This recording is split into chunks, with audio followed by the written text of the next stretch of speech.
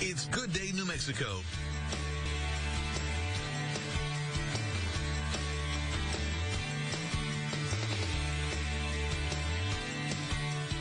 In a recent study, it was revealed that there are 65 million unpaid caregivers here in the United States, ladies and gentlemen. 65 million people giving care to their loved ones with no pay. That's huge. Joining me now is Janice Stridick of Southbound Press with some information that is so enlightening and so amazing for National Caregivers Month here in November. Well, Good morning. happy National Caregivers Month. I am so grateful to all the caregivers for what they provide.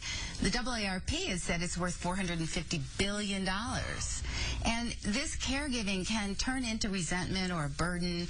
It can make people sort of wonder, am I crazy for doing this?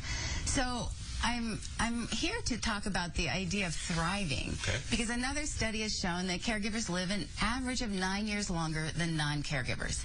And this obviously depends on taking that option to thrive, not to be burdened by it, to flip that switch. The O for opt is to open up and bring other people in. In 1992, when my grandmother was dying, this is my grandmother in that The View cover. and Winter. Yeah, The View and Winter. A book of poems. And my mother was working with my grandmother on her poems, and she asked me to publish a book of Grandma's poems. I rolled my eyes like most daughters would. I'm like, this is not going to make money, and I'm busy. I have a business, a nonprofit. But my mother gave me the box of poems. She said, just read them, Janny.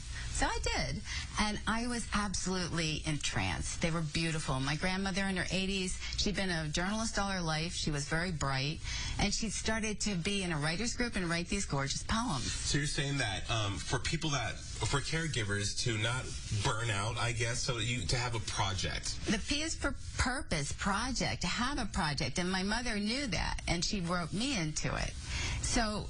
And the T is to take time for yourself, to take good care of yourself, because you can't do all this. And at the time that I was caregiving for my mother, who had breast cancer, I got into yoga. So there's all these wonderful gifts that come from being a caregiver. Right. My mother was diagnosed with stage 4 breast cancer a few years after Grandma died, and I became her caregiver.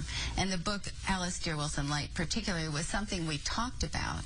And then, as my mother was ill, she was able to continue painting because of the care that we were able to give her. It was this ecosystem of love and ongoing legacy, and also it made the caregiving lighter, because we weren't just thinking about doctor's visits, money, medical bills.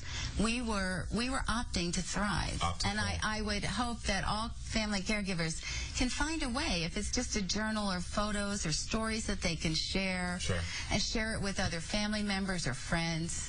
Opt to thrive. Opt to thrive, yes. And I want to say thank you to all the caregivers for all this beautiful love that they give. It's such a selfless act to be a caregiver, especially for a loved one, because not only is there physical demands, but what's heavier on a person is the emotional demands as well, too. So, Janice, thank you so much. If you want more information on these two books, Light particularly, and also The View in Winter, you can go to www.southboundpress.com. And they're at Bookworks. And they're at Bookworks here in Albuquerque. And remember that November is National Caregivers Month. Janice, always a pleasure to see you. Nice Love your to see tail. you. Thank you. You look amazing. Thanks for chatting with Good Day. Great to see you.